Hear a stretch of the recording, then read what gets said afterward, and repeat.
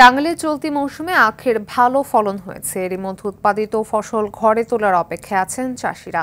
তবে সে সময় বেশ কিছু এলাকার আখ ক্ষেতে পোকার আক্রমণ দেখা দেয় ক্ষতিকর শঙ্কায় চাষিরা ওষুধ ছিটিয়ে মিলছে না সুফল। এই অবস্থায় কৃষকদের সব ধরনের সহযোগিতার আশ্বাস কৃষি বিভাগের। টাঙ্গাইল প্রতিনিধি কামাল হোসেনের প্রতিবেদন জানাচ্ছেন নুসরাত জাহান সিনথি।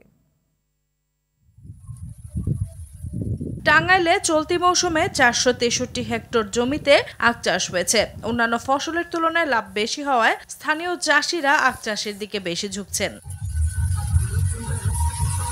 জেলাটিতে এই বছর ঈশ্বরদী 16, BSRI 41 এবং BSRI 42 জাতের আখ চাষ হয়েছে। খরার কারণে শুরুতে হোঁচট খেলেও পরে বৃষ্টিপাত ও আবহাওয়া অনুকূলে থাকায় ফলন ভালো হয়েছে।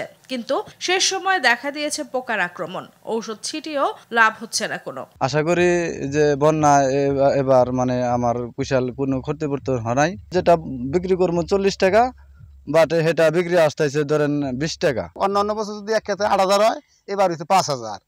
খরার কারণে এবার কুশালি ডুগা কম হয়েছে। বাজরা পোকা দইরা ভিতর দিকে মাছ খায়া পরিষ্কার করছে। অর্ধেক কুশাল একবারে damage. International Standard University, New Dimensions in Education. আমি 30% জমি আবাদ করছি। মাছ পোকা দইরা আগার থেকে গোড়া পর্যন্ত মরে থাকা। অন্যদিকে সমস্যার সমাধানে চাষিদের সব ধরনের সহায়তার আশ্বাস দিয়েছে কৃষি বিভাগ। চিবিয়ে খাওয়া আখটি সম্প্রসারণ হচ্ছে এবং টাঙ্গাইল জেলার চাহিদা মিটিয়ে পার্শ্ববর্তী ঢাকা জেলায়ও আমরা কৃষকগণ এই চিবিয়ে খাওয়া আখটি বিক্রি করতে সমর্থ হচ্ছে। চলতি মৌসুমে টাঙ্গাইলে 22,000 টন আখ উৎপাদন লক্ষ্যমাত্রা ধরা হয়েছে, যা থেকে প্রায় 7 কোটি টাকা আয় হবে বলে আশা করছেন সংশ্লিষ্টরা।